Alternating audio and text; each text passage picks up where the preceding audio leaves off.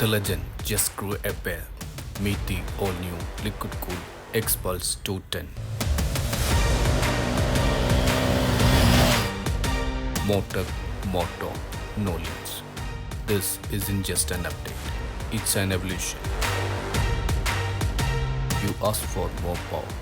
Hero answered with a punch. Let's ride the Xpulse 210.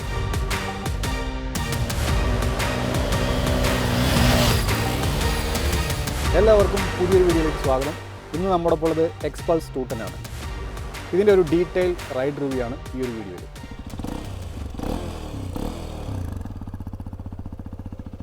ഡിസൈൻ്റെ കാര്യത്തിൽ ഒരു രക്ഷയില്ല കേട്ടോ. ഈ വണ്ടി നേരിട്ട് കാണാനായിട്ട് നല്ല വലിപ്പമുള്ളൊരു വണ്ടിയാണ്. നമുക്ക് ഫോട്ടോയിലും വീഡിയോയിലും കാണുന്ന പോലെ അല്ല, ന്യായമായ വലിപ്പമുള്ളൊരു വണ്ടി തന്നെയാണ് നേരിട്ട്. പഴയ എക്സ്പൾസ് 200-നേക്കാളും കുറച്ചുകൂടെ ബൾക്കി ആയിട്ടുള്ളൊരു വണ്ടിയാണ്. പിന്നെ ഈ ഫെൻഡർ ഒരു രക്ഷയില്ല കേട്ടോ, ഭയങ്കര ഷാർപ്പാണ്, അടിപൊളിയായിട്ടുണ്ട്. ഈ ഒരു കൗള് അതുപോലെ ഫെയറിംഗ് ഒക്കെ കുറച്ച് ബെറ്ററായിട്ട് ചെയ്തിട്ടുണ്ട്. ഈ ഒരു കവറിങ്ങും ഒക്കെ നീറ്റ് ആൻഡ് ക്ലീൻ ആയിട്ടാണ് ചെയ്തിരിക്കുന്നത്.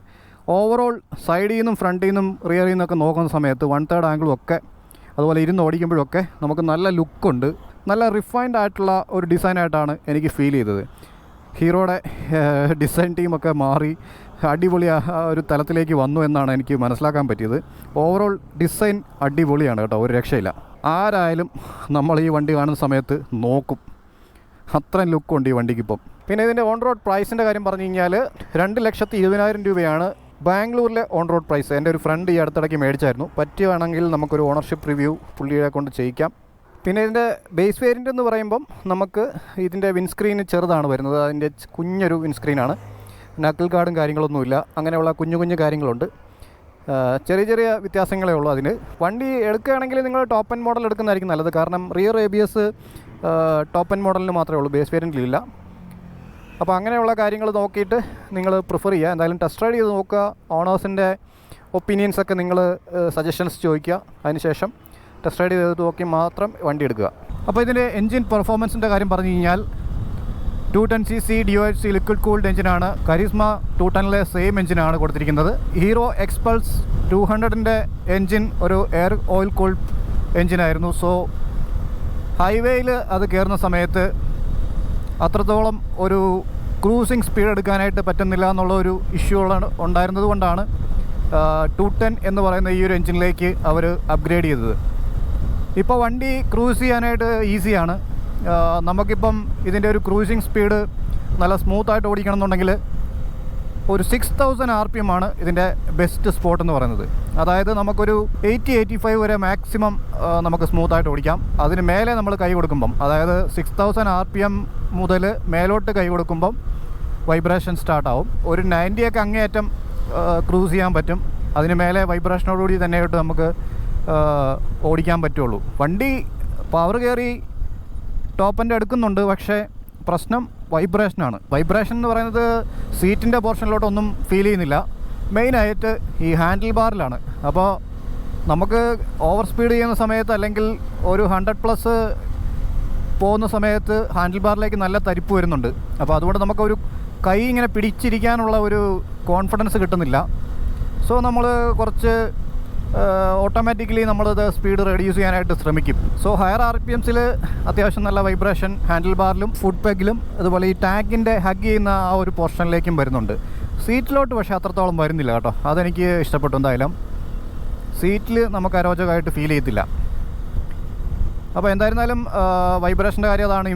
എൻജിൻ റിഫൈൻമെൻറ്റ് കുറച്ചുകൂടെ ബെറ്റർ ആക്കാമായിരുന്നു, പക്ഷേ സ്റ്റിൽ ഇത് സ്മൂത്തായിട്ടുള്ളൊരു എൻജിനാണ്. അണ്ടർ 6000 RPM അടിപൊളിയാണ്. കാരണം ഇതിൻ്റെ ലോ എൻഡ് മുതൽ മിഡ് റേഞ്ച് വരെയുള്ള ആ ഒരു ഏരിയ ഭയങ്കര സ്മൂത്താണ്. ലോ എൻഡിൽ സിറ്റി റൈഡിൽ നമുക്ക് ചെയ്യുന്ന സമയത്ത് ഒട്ടും ഒരു വൈബ്രേഷൻ ഫീൽ ചെയ്യത്തില്ല. ലോ എൻഡ് നല്ല സ്മൂത്താണ്. അപ്പോൾ ഒരു 5500 RPM വരെയൊക്കെ നല്ല സ്മൂത്തായിട്ടാണ് വണ്ടി പെർഫോം ചെയ്യുന്നത്. നല്ല റിഫൈൻഡാണ് ആ ഒരു ഏരിയ. അപ്പോൾ അതിന് മേലോട്ടുള്ള ഒരു പോർഷൻ മാത്രമാണ് നമുക്ക് ഇത്തിരി അരോചകമായിട്ട് ഫീൽ ചെയ്യുന്നത്. ഹൈവേ റൈഡിൻ്റെ കാര്യത്തിൽ നമുക്കിപ്പോൾ ഒരു ടോപ്പ് സ്പീഡിലേക്കൊക്കെ നോക്കുകയാണെന്നുണ്ടെങ്കിൽ 140 വരെയൊക്കെ പോകും. പക്ഷേ ഇതിൻ്റെ ഫ്രണ്ട് ആൻഡ് സസ്പെൻഷൻ കുറച്ച് സോഫ്റ്റ് ആയതുകൊണ്ട് ഹൈവേയിൽ അത്രയും സ്പീഡ് എടുത്ത് പോകുന്നത് കുറച്ച് റിസ്ക് ഉണ്ട്. കാരണം ഇതൊരു ഓവർ സ്പീഡിങ് ചെയ്യാനുള്ള ഒരു വണ്ടിയല്ല. അതിന് കരീസ്മ 210 വേണം നിങ്ങൾക്ക് യൂസ് ചെയ്യാം. അതൊരു സ്പോർട്സ് ബൈക്ക് ആയതുകൊണ്ട് സോ അതിൻ്റെ ഫുൾ പൊട്ടൻഷ്യൽ എടുത്ത് ഓടിക്കാൻ പറ്റും. സെയിം എൻജിൻ ആ ഒരു പെർഫോമൻസൊക്കെ നമുക്ക് തരും. അല്പം റീട്യൂൺ ചെയ്തിട്ടുണ്ടെന്നേ ഉള്ളൂ. പിന്നെ ഒരു ബിഗർ സ്പ്രോക്കറ്റാണ് റിയറിൽ കിടക്കുന്നത് എക്സ്പൾസിൽ കരീസ്മ 210 അപേക്ഷിച്ച് നോക്കുമ്പോൾ. സ്പീഡ് എടുക്കാൻ പറ്റും, പക്ഷേ നമുക്കത് ഈ വണ്ടിയുമായിട്ട് മാച്ച് ആവത്തില്ല ഓവർ സ്പീഡ് ചെയ്യുന്നത്. കാരണം ഈ സസ്പെൻഷൻ തന്നെയാണ് അതിൻ്റെ പ്രധാന കാരണം. കാരണം ഇതൊരു ഓഫ് റോഡ്, സിറ്റി അങ്ങനെയൊക്കെയുള്ള ഒരു മിക്സ്ഡ് ആയിട്ടുള്ളൊരു വണ്ടിയാണ്. പിന്നെ സിറ്റി കമ്മ്യൂട്ടിങ്ങിൻ്റെ കാര്യത്തിലേക്ക് വരുമ്പം നമുക്ക് ലോ എൻഡിൽ നല്ല പഞ്ചുണ്ട്. ഫൺ ടു റൈഡ് ആയിട്ടുള്ള ഒരു മെഷീൻ ഓടിക്കില്ലേ, അതേപോലെ നമുക്ക് ഇത് ഓടിച്ച് നടക്കാൻ പറ്റും. സോ ഞാൻ ഒരുപാട് എൻജോയ് ചെയ്തായിരുന്നു കേട്ടോ. എനിക്ക് ഒരുപാട് ഇഷ്ടപ്പെട്ടു ഇതിൻ്റെ സിറ്റി ആ ഒരു റൈഡ്. എനിക്ക് ഒരുപാട് ഇഷ്ടപ്പെട്ടു. പ്രധാനമായിട്ട് എനിക്ക് ഈ 6000 RPM താഴോട്ടുള്ള ആ ഒരു റേഞ്ചിൽ ഓടിക്കാൻ എനിക്ക് ഇഷ്ടപ്പെട്ടു, ഭയങ്കരമായിട്ട് ഇഷ്ടപ്പെട്ടു വണ്ടി. പിന്നെ ഒന്ന് സിറ്റിയിൽ ഓടിക്കുന്ന സമയത്ത് നമുക്കിങ്ങനെ എടുത്തെടുത്ത് ഇങ്ങനെ ചാടിച്ച് കൊണ്ടുനടക്കാൻ പറ്റും. ഇങ്ങനെ വെട്ടിച്ചൊക്കെ നല്ല ഫ്ലിക്കബിലിറ്റി ഉണ്ട്. ഒരു 170 kg അടുത്ത് വെയിറ്റ് ഉണ്ട് ഇതിന്. പക്ഷേ യൂസ്ഡ് ആയി കഴിയുമ്പോൾ ഹാൻഡിൽ ചെയ്യാനായിട്ട് അത്ര ഈ പ്രശ്നമൊന്നുമില്ല. അത്യാവശ്യം എന്താ പറയുക, ലൈറ്ററായിട്ട് തന്നെ ഫീൽ ചെയ്യും. പക്ഷേ സ്റ്റിൽ ഒരു 10 കിലോയും കൂടെ വെയിറ്റ് റിഡക്ഷൻ നടത്താൻ പറ്റിയിരുന്നെങ്കിൽ ഇതൊരു പൊളി വണ്ടിയായിരിക്കും. എവിടെയാണെന്ന് വെച്ച് കഴിഞ്ഞാൽ ഓഫ് റോഡിൽ. ഇത് ഓഫ് റോഡിൽ പൊളി തന്നെയാണ്. പക്ഷേ കുറച്ചും കൂടെ ലൈറ്റർ ആയിരുന്നെങ്കിൽ ഹാൻഡ്ലിങ് കുറച്ചുകൂടെ ഓഫ് റോഡിൽ നമുക്ക് ഫ്രണ്ട്ലി ആയനും ഈസി ആയനെ. സ്റ്റിൽ നമുക്ക് വലിയ വണ്ടികളെ വെച്ച് കമ്പയർ ചെയ്യുന്ന സമയത്ത് നമുക്കിത് ഹാൻഡിൽ ചെയ്യാനായിട്ട് വളരെ ഈസിയാണ്. സിറ്റിയിൽ ഞാൻ ഹാപ്പിയാണ്, ഓഫ് റോഡിലും അത്യാവശ്യം ഹാപ്പിയാണ്, ഹൈവേയിലും അത്യാവശ്യം ഹാപ്പിയാണ്. ആ ഒരു അത്യാവശ്യം എന്ന് പറയുന്ന ആ വേർഡ് ഇതിനകത്ത് പ്രധാനമാണ് ഈ ഒരു വണ്ടിയിൽ. സിറ്റിയിലെ റൈഡ് ചെയ്യുന്ന സമയത്ത് പെർഫോമൻസ് നല്ല പഞ്ചുണ്ട്. ഇനിഷ്യൽ പിക്കപ്പ് അടിപൊളിയാണ്. ആ ഒരു ഫസ്റ്റ് സെക്കൻഡ് ഗിയറിലുള്ള ഇനിഷ്യൽ പിക്കപ്പ് അടിപൊളിയാണ്.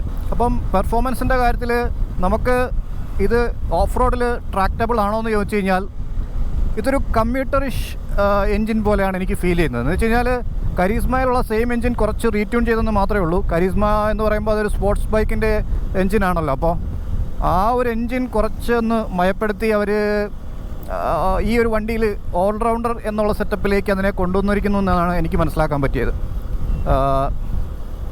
ഒരു പക്ക ഹൈവേ ടൂറിംഗ് മെഷീനാണോ എന്ന് ചോദിച്ചു കഴിഞ്ഞാൽ അങ്ങനെയാണെന്ന് എനിക്ക് പറയാൻ പറ്റത്തില്ല.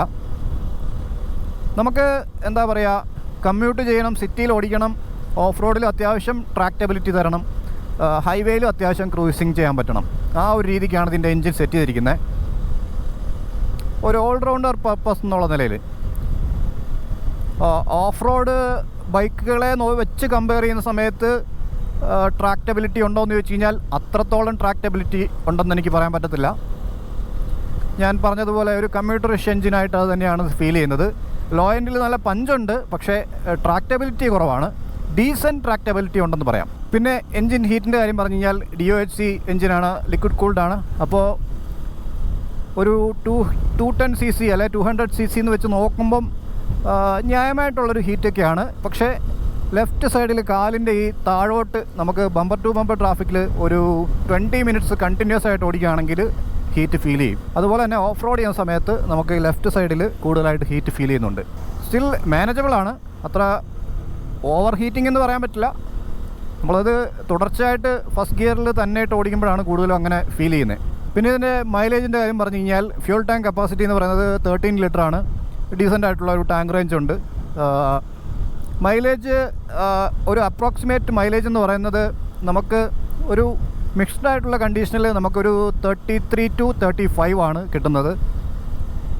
നമുക്കൊരു ഫസ്റ്റ് സർവീസിന് മുമ്പൊക്കെ ഒരു 30 ഒക്കെ കിട്ടാൻ ചാൻസ് ഉള്ളൂ. പക്ഷേ ഫസ്റ്റ് സർവീസ് കഴിയുമ്പോൾ നമുക്ക് ന്യായമായിട്ടുള്ള മൈലേജ് കിട്ടും. അപ്പോൾ ഡീസൻ്റായിട്ട് ഓടിക്കുകയാണെന്നുണ്ടെങ്കിൽ, അതായത് ഒരു 4000-5000 RPM വരെ ഉള്ളിൽ ഓടിക്കുകയാണെങ്കിൽ 6th ഗിയറിൽ നമുക്ക് ഇതിൻ്റെ മാക്സിമം മൈലേജ് കിട്ടും. ഏകദേശം ഒരു 38 വരെയൊക്കെ കിട്ടാം ഹൈവേയിൽ നമ്മൾ വളരെ ഡീസൻ്റായിട്ട് ഓടിക്കുകയാണെങ്കിൽ.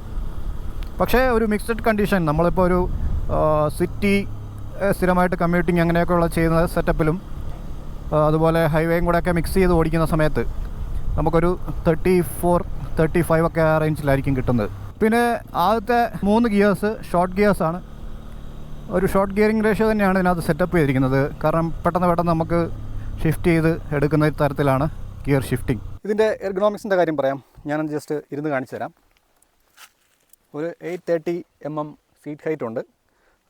5.9 ഇഞ്ചാണ് എൻ്റെ ഹൈറ്റ് എന്ന് പറയുന്നത് എനിക്ക് പക്ക പ്ലാന്റഡ് ഫുട്ടാണ്.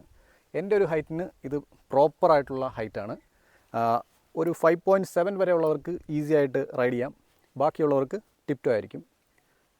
5.9 മുകളിലോട്ടുള്ളവർക്കും ഇത് കംഫർട്ടബിൾ ആയിരിക്കും, ഹൈറ്റുള്ള ആൾക്കാർക്കും കംഫർട്ടബിൾ ആയിരിക്കും.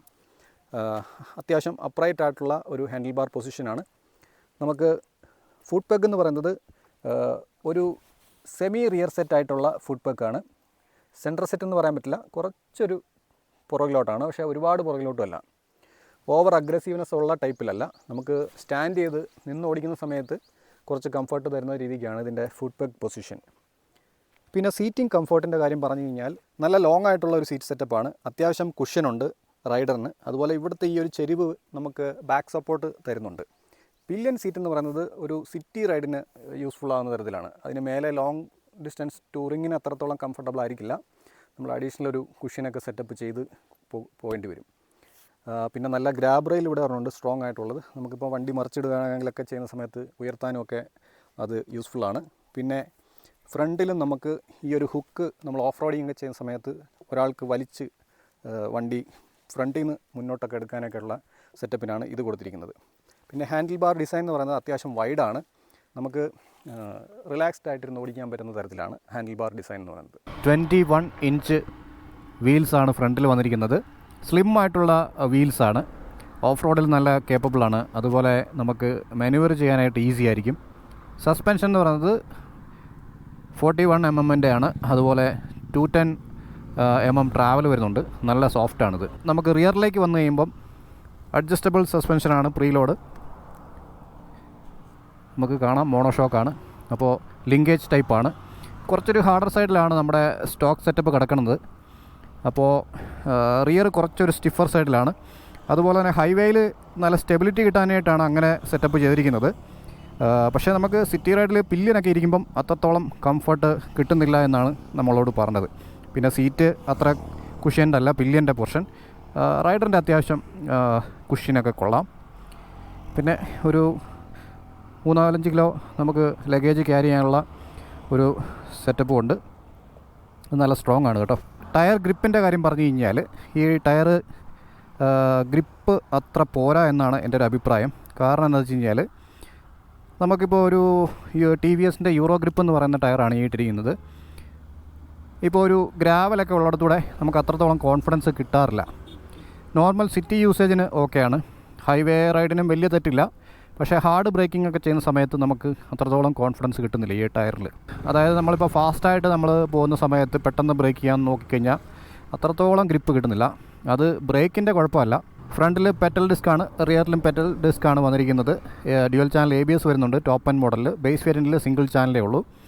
ഒരു പ്രോഗ്രസീവ് ആയിട്ടുള്ള ബ്രേക്ക് ബൈറ്റാണ്. കുറച്ചുകൂടെ റിയർ ബ്രേക്ക് കുറച്ചുകൂടെ എഫക്റ്റീവ് ആക്കാമായിരുന്നു എന്നെനിക്കൊരു ഇതുണ്ട്. ഫ്രണ്ട് ബ്രേക്ക് ഒരു മോഡറേറ്റ് ആയിട്ടുള്ള രീതിക്കാണ്. നമ്മൾ ഗ്രാജുവലായിട്ടാണ് സ്റ്റോപ്പ് ആവുന്നത്, ABS വർക്ക് ചെയ്യുന്നത്. അപ്പോൾ ഇതിനകത്ത് ABS മോഡ്സ് എന്ന് പറയുന്നത് 3 മോഡ്സ് ഉണ്ട്. റോഡ്, ഓഫ് റോഡ്, അതുപോലെ റാലി. അപ്പോൾ നമുക്ക് ഓഫ് റോഡ് സെറ്റപ്പൊക്കെ ചെയ്യുന്ന സമയത്ത് മറ്റ് മോഡ്സുകളുടെ ആവശ്യം വരുന്നുള്ളൂ. ഇതിപ്പോൾ റോഡ് മോഡാണ് ഓട്ടോമാറ്റിക്കലി ഡീഫോൾട്ടായിട്ട് വരുന്നത്. നമുക്ക് ഈ ബട്ടൺസിൽ ഇതിൻ്റെ സെറ്റപ്പ് ചെയ്യാൻ പറ്റും. അപ്പോൾ ഒരുപാട് ഡീറ്റെയിൽസ് ഇതിനകത്ത് കൊടുക്കുന്നുണ്ട്. Time, average speed, range, average fuel, date, service due date, connectivity, Bluetooth ആയിട്ടൊക്കെ കണക്ട് ചെയ്യാം. സ്വിച്ചസൊക്കെ നമ്മളുടെ ഹാർലി ഡേവിഡ്സണിൽ വരുന്ന സെറ്റപ്പിലുള്ള അതിൻ്റെ ഒരു മിനി വെർഷനാണ്. ഓക്കെ, വലിയ പ്ലാസ്റ്റിക് ക്വാളിറ്റി വലിയ തെറ്റില്ല, പക്ഷേ ഇത് സ്റ്റിഫായിട്ട് ചില സമയത്ത് തോന്നാറുണ്ട്. പിന്നെ ഈ കേബിൾസൊക്കെ കുറച്ച് എക്സ്പോസ്ഡ് ആണ്. ഡീസൻ്റ് ആയിട്ടുള്ളൊരു മീറ്റർ കൺസോളാണ്. അത്യാവശ്യം വിസിബിലിറ്റി ഉള്ളതാണ്. ഡേ ടൈമിലും നൈറ്റ് ടൈമിലും നമുക്ക് ഓട്ടോമാറ്റിക്കലി ഇതിൻ്റെ ബാക്ക്ഗ്രൗണ്ട് ചേഞ്ച് ആവും. വൈറ്റിൽ നിന്ന് ബ്ലാക്ക് ആകും. പിന്നെ അത്യാവശ്യം വിസിബിലിറ്റി ഉണ്ട്.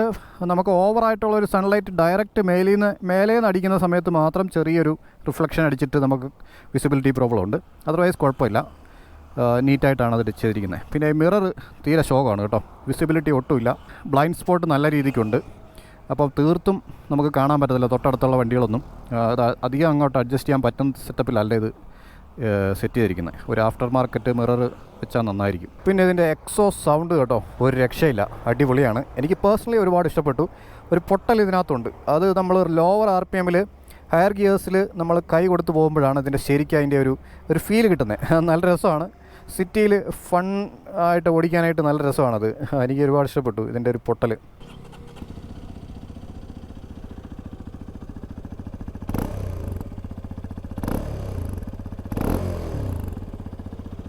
പിന്നെ ഫുഡ് പെഗ് എന്ന് പറയുന്നത് നമുക്ക് ബുഷ് ഉള്ളതുണ്ട്, അത് നമുക്ക് റിമൂവ് ചെയ്യാം ഓഫ് റോഡൊക്കെ ചെയ്യുന്ന സമയത്ത്. ഇനി ഇതിൻ്റെ കുറച്ച് ഇമ്പ്രൂവ്മെൻറ്റ്സിൻ്റെ കാര്യങ്ങൾ പറയാം. അതെന്താണെന്ന് ചോദിച്ചു കഴിഞ്ഞാൽ, ഫസ്റ്റ് ഓഫ് ഓൾ ഇതിൻ്റെ ഗിയർ ഷിഫ്റ്റിംഗ് എന്ന് പറയുന്നത് നമുക്ക് ഇടയ്ക്ക് ഫോൾസ് ന്യൂട്രൽസ് വരുന്നുണ്ട്, അതൊരു കുറച്ച് അരോചകമായിട്ടുണ്ട്. ടയർ ഗ്രിപ്പ് കുറച്ചുകൂടെ ഇമ്പ്രൂവ് ചെയ്യാമെന്ന് തോന്നി. അതുപോലെ ബ്രേക്കിംഗ് കോൺഫിഡൻസും കൂടെ റിയർ ബ്രേക്ക് കുറച്ചുകൂടെ മെച്ചപ്പെടുത്താമെന്ന് തോന്നി. ഫ്രണ്ട് ബ്രേക്ക് അത് ഗ്രാജുവൽ ആയിട്ടുള്ള സെറ്റപ്പ് തന്നെ മതി. കാരണം എന്ന് വെച്ച് കഴിഞ്ഞാൽ ഇതിൻ്റെ സസ്പെൻഷൻ സെറ്റപ്പ് സോഫ്റ്റ് ആയതുകൊണ്ട് നമ്മൾ പെട്ടെന്ന് നോസ് ഡൈവ് ചെയ്യാനുള്ള ചാൻസ് ഉണ്ട്. അത് ഒഴിവാക്കാൻ തന്നെയാണ് പൊതുവേ ADV ബൈക്കുകളിൽ ഗ്രാജുവൽ ആയിട്ടുള്ള ബ്രേക്ക് ബൈറ്റ് ഫ്രണ്ട് വീലിൽ കൊടുക്കുന്നത്. പിന്നെ വെള്ളമൊക്കെ ഉള്ള സമയത്ത്, മഴയൊക്കെ പെയ്യുന്ന സമയത്ത് ചെളി ഇവിടുന്ന് നല്ല രീതിയിൽ തെറിക്കും, അതൊരു പ്രശ്നമാണ്.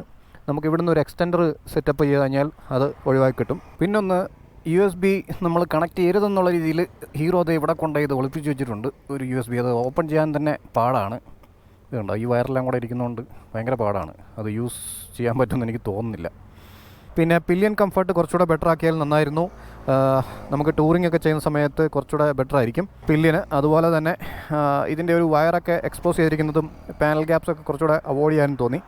പിന്നെ ഈ റിഫൈൻമെൻറ്റ് 6000 RPM മുകളിലോട്ടുള്ള റിഫൈൻമെൻറ്റും കൂടെ കുറച്ചുകൂടെ ബെറ്റർ ആക്കിയിരുന്നെങ്കിൽ അടിപൊളിയായിരിക്കും.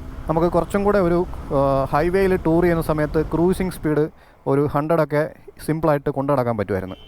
എന്ന് വെച്ച് കഴിഞ്ഞാൽ വളരെ വൈബ്രേഷൻ ഇല്ലാത്ത രീതിയിൽ കൊണ്ടു നടക്കാൻ പറ്റുമായിരുന്നു. ഇതൊരു പക്ക ടൂറിംഗ് മെഷീൻ അല്ല.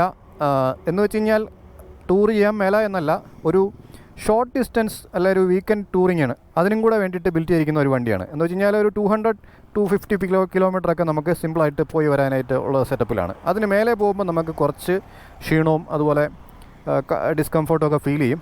പക്ക ഒരു ടൂറിംഗ് മെഷീനായിട്ട് കൺസിഡർ ചെയ്യാൻ പറ്റില്ല. ഒരു കമ്മ്യൂട്ടർ സ്റ്റൈലിലുള്ള ഒരു അഡ്വഞ്ചർ ടൂറർ ആയിട്ട് നമുക്ക് ഇതിനെ സെഗ്മെൻറ്റ് ചെയ്യാൻ പറ്റും. പിന്നെ ഇതിൻ്റെ ക്രാഷ് കാർഡൊക്കെ സ്റ്റോക്ക് വരുന്നത് അത്ര പോരാ. നമുക്ക് അഡീഷണൽ ഒരു ഫുൾ സൈസിലുള്ള ഈ ഒരു ഫെയറിങ്ങും ടാങ്കിൻ്റെ പോർഷനൊക്കെ കവർ ചെയ്യുന്ന തരത്തിലുള്ള ക്രാഷ് കാർഡാണ് ഇതിന് ബെസ്റ്റ്. ഓഫ് റോഡൊക്കെ ചെയ്യുന്ന സമയത്ത് അത് യൂസ്ഫുൾ ആയിരിക്കും. പിന്നെ ഇതിൻ്റെ ഹെഡ്ലൈറ്റ് വിസിബിലിറ്റി എന്ന് പറയുന്നത് അത്യാവശ്യം സിറ്റി റൈഡിലൊക്കെ നമുക്ക് ഡീസൻ്റ് ആയിട്ടുള്ള പവർഫുൾ ആയിട്ടുള്ളൊരു ഹെഡ്ലൈറ്റാണ്. പക്ഷേ ലോങ് ടൂറിംഗ് ഒക്കെ ചെയ്യുന്ന സമയത്ത് ഫോഗൊക്കെ ഉള്ള സമയത്ത് നമുക്ക് വിസിബിലിറ്റി വളരെ ശോകമായിരിക്കും. അപ്പോൾ അത് കുറച്ചുകൂടെ പവർഫുൾ ആയിട്ടുള്ള ഹെഡ്ലൈറ്റ് ടൂറിങ്ങിന് വേണ്ടിയിട്ട് കൂടെ ബിൽറ്റ് ചെയ്തതുകൊണ്ട് പവർഫുൾ ആയിട്ടുള്ളൊരു ഹെഡ്ലൈറ്റ് കൊടുക്കാനും തോന്നി. പക്ഷേ ഈ ഒരു പ്രൈസ് റേഞ്ചിൽ നമുക്ക് കൂടുതൽ അത്യാഗ്രഹം പാടില്ലല്ലോ. പിന്നെ ഇതിൻ്റെ എൻജിനിൽ നിന്ന് ടാപ്പറ്റ് നോയ്സും കാര്യങ്ങളൊക്കെ പലർക്കും റിപ്പോർട്ട് ചെയ്തതായിട്ട് ഞാൻ കേട്ടു. പക്ഷേ ഈ ഒരു വണ്ടിയിൽ എനിക്കങ്ങനെ ഫീൽ ചെയ്തില്ല. ഇത് ടെസ്റ്റ് റൈഡ് വണ്ടിയാണ്, ഏകദേശം ഒരു 5000 കിലോമീറ്റർ മേലെ ഓടിയിട്ടുണ്ട്. അപ്പം എനിക്കത് ഫീൽ ചെയ്തില്ല ഈ ഒരു വണ്ടിയിൽ. ഇതിൻ്റെ ഓണേഴ്സിനോടൊക്കെ നിങ്ങൾ സജഷൻ ചോദിക്കുക. ഓണേഴ്സായിട്ടുള്ളവർ ഇതിൻ്റെ അടിയിൽ കമൻറ്റ് ചെയ്താൽ നന്നായിരിക്കും. പിന്നെ ഓയിൽ ലീക്കും കാര്യങ്ങളുമൊക്കെ അതൊക്കെ ഞാൻ കരീസ്മയിൽ കണ്ടിട്ടുണ്ട്, ഈ ഒരു വണ്ടിയിൽ കണ്ടില്ല. അപ്പോൾ അതിൻ്റെ ഒരു വിഷയം എന്ന് പറയുന്നത് നമ്മൾ ഇതിൻ്റെ റണ്ണിങ് പീരീഡ് പ്രോപ്പറായിട്ട് ചെയ്യാത്തത് കൊണ്ടുള്ളൊരു ഇഷ്യൂ ആയിട്ടാണ് എനിക്ക് മനസ്സിലാക്കാൻ പറ്റിയത്. അതായത് 1000 കിലോമീറ്റർ അല്ലെങ്കിൽ ഒരു 2000 ഒരു 2 സർവീസ് കഴിയുന്നത് വരെ മാക്സിമം സ്മൂത്തായിട്ട് വണ്ടി ഓടിക്കുക. ഒരു 4000 RPM മേലെ കൈ കൊടുക്കാതിരിക്കുക, റാഷായിട്ട് ഓടിക്കാതിരിക്കുക. ഗിയർ ചുമ്മാ നമുക്ക് ലോ സ്പീഡിൽ പോകുന്ന സമയത്ത് 6th ഗിയറിലൊക്കെ ഇട്ട് ഓടിക്കാതിരിക്കുക. അങ്ങനെയുള്ള കാര്യങ്ങൾ ചെയ്യുക. മാക്സിമം സിറ്റിയിൽ ഓടിക്കുന്ന സമയത്ത് നമുക്ക് 3 ഗിയറിൻ്റെ അല്ലെങ്കിൽ 4 ഗിയറിൻ്റെ മാക്സിമം ആവശ്യമുള്ളൂ. അതിന് മേലെ 5th 6th ഒക്കെ അധികം യൂസ് ചെയ്യാതിരിക്കുന്നതാണ് നല്ലത്. ഹൈവേയിൽ കയറുമ്പോൾ ഒരു 70+ പോകുന്ന സമയത്ത് മാത്രം നിങ്ങൾ 6th ഗിയർ യൂസ് ചെയ്യുക. അതുപോലെ സസ്പെൻഷൻ റിയറിലെ കുറച്ചുകൂടെ സോഫ്റ്റ്വെയർ സെറ്റപ്പ് ആക്കാൻ പറ്റുന്ന രീതിക്കാണെന്നുണ്ടെങ്കിൽ പില്ലിയനും കംഫർട്ടബിൾ ആയിരിക്കും. ഹൈ സ്പീഡിൽ നല്ല സ്റ്റെബിലിറ്റി ഉണ്ട് കേട്ടോ, വണ്ടി നല്ല സ്റ്റേബിളാണ്. പിന്നെ സസ്പെൻഷൻ കുറച്ച് സോഫ്റ്റ് ആകുമ്പോൾ ഉള്ള ടോപ്പ് ആൻഡ് സ്പീഡൊക്കെ നമ്മൾ ടെസ്റ്റ് ചെയ്യാൻ പോയി കഴിഞ്ഞാലാണ് കുറച്ചൊരു അൺസ്റ്റെബിലിറ്റി ഫീൽ ചെയ്യുക. അതർവൈസ് 100 കിലോമീറ്റർ സ്പീഡിലൊക്കെ നമുക്ക് സിമ്പിളായിട്ട് കൊണ്ടു നടക്കാം. നല്ല സ്റ്റേബിളാണ്. റിജിഡായിട്ടുള്ളൊരു ചാസിയൊക്കെയാണ് കേട്ടോ. ഓഫ് റോഡിൽ നമുക്ക് ഗ്രൗണ്ട് ക്ലിയറൻസ് 220 mm ഉള്ളതുകൊണ്ട് ഈസി ആയിട്ട് കൊണ്ടു നടക്കാം. ഒരു അഡ്വഞ്ചർ കാറ്റഗറി, അതായത് ഓഫ് റോഡിംഗ് ഒക്കെ ചെയ്യാനായിട്ട് താല്പര്യമുള്ള ആൾക്കാർക്ക് ഒരു ബിഗിനർ ഫ്രണ്ട്ലി ആയിട്ടുള്ള അഫോർഡബിൾ ആയിട്ടുള്ള ഒരു പ്രൈസ് റേഞ്ചിലും വണ്ടി ഹാൻഡിൽ ചെയ്യാൻ പറ്റുന്ന ലൈറ്റ് വെയ്റ്റ് ആയിട്ടുള്ള ഒരു ബൈക്കും കൂടെയാണ് എക്സ്പൾസ് 210. പിന്നെ ബിൽഡ് ക്വാളിറ്റിയുടെ കാര്യം പറയുകയാണെന്നുണ്ടെങ്കിൽ ഈ പ്രൈസിനുള്ള ബിൽഡ് ക്വാളിറ്റി അവർ കൊടുത്തിട്ടുണ്ട്. നമ്മുടെ എക്സ്പൾസ് 200 പോലെയൊക്കെ തന്നെ ഒരു ബിൽഡ് ക്വാളിറ്റി തന്നെയാണ്. സ്റ്റിൽ ഒരു പൊടിക്കും കൂടെ ബെറ്റർ ആക്കാൻ അവർ ശ്രമിച്ചിട്ടുണ്ട്. കുറച്ചുകൂടെ റിഫൈൻഡായി. പാനൽ ഗ്യാപ്സും കാര്യങ്ങളൊക്കെ ഉണ്ടെങ്കിൽ പോലും ഓവറോൾ മൊത്തത്തിലൊരു വണ്ടി നോക്കുമ്പോൾ ഒരു ചന്തമുണ്ട്. ഓവറോൾ തെറ്റില്ലാത്തൊരു ബിൽഡ് ക്വാളിറ്റി എന്ന് പറയാം. കാരണം ഈ ഒരു പ്രൈസ് റേഞ്ച് വെച്ച് നോക്കുമ്പം നമുക്ക് ഇതിന് മേലെയുള്ള ബിൽഡ് ക്വാളിറ്റി കൊടുക്കണമെങ്കിൽ പാടാണ്. എനിക്ക് ഓവറോൾ ഇതിൻ്റെ ഡിസൈൻ ഒരു രക്ഷയില്ലാതായിട്ട് തോന്നി കേട്ടോ. സൂപ്പർ ഡിസൈനാണ്, ഒന്നും പറയാനായിട്ടില്ല. വണ്ടി ഓവറോൾ പൊളിയാണ്. ഇനി എൻ്റെ ഒരു ഫൈനൽ വെർഡിക്റ്റിലേക്ക് വന്നു കഴിഞ്ഞാൽ സിറ്റി, അതുപോലെ കുറച്ച് ഹൈവേ, അത്യാവശ്യം ഓഫ് റോഡിങ്, 3 കാര്യങ്ങളും ഒരേ സമയം ചെയ്യാൻ പറ്റുന്ന ഒരു വെർസറ്റൈലായിട്ടുള്ള ഒരു ബൈക്കാണ്. ഒരു ഓൾറൗണ്ടർ എന്ന നിലയിൽ നമുക്കിതിനെ കാറ്റഗറൈസ് ചെയ്യാം. അത്യാവശ്യം റിഫൈൻഡ് ആയിട്ടുള്ള ഇനിഷ്യൽ പിക്കപ്പും അത്യാവശ്യം പെർഫോമൻസും തരുന്ന നല്ലൊരു എഞ്ചിനോട് കൂടിയിട്ടുള്ള ബൈക്കാണിത്. ഒരു നല്ലൊരു കമ്മ്യൂട്ടറിഷ് ആയിട്ടുള്ള ബൈക്കും കൂടിയാണ്. എൻ്റെ ഹൈറ്റ് എന്ന് പറയുന്നത് 5.9 ആണ്. സോ അത്യാവശ്യം ഹൈറ്റുള്ള ആൾക്കാർക്ക് 5.7 to 6 ഫീറ്റൊക്കെ ഉള്ളവർക്ക് വളരെ കംഫർട്ടബിൾ ആയിരിക്കും ഈ ഒരു വണ്ടി ഓവറോൾ ഒരു ഓൾറൗണ്ടർ എന്നുള്ള നിലയിൽ. അതാണ് ഹീറോ എക്സ്പൾസ് 210. അപ്പം ഈ വീഡിയോ നമുക്കിവിടെ വൈൻഡപ്പ് ചെയ്യാം. വീഡിയോ യൂസ്ഫുൾ ആയെന്ന് വിചാരിക്കുന്നു. യൂസ്ഫുൾ ആയെങ്കിൽ കട്ട സപ്പോർട്ട് പ്രതീക്ഷിക്കുന്നു. ഞെക്കിപ്പൊട്ടിക്കാനുള്ള എല്ലാ ബട്ടൺസും വീഡിയോയുടെ താഴെ അവിടെ കേട്ടിട്ട് അത് നിങ്ങളുടെ ഇംഗിതം പോലെ ചെയ്തേക്കുക. അപ്പോൾ അടുത്തൊരു കിടു വീഡിയോയുമായി വരുന്നതുവരെ ടേക്ക് കെയർ, ബൈ.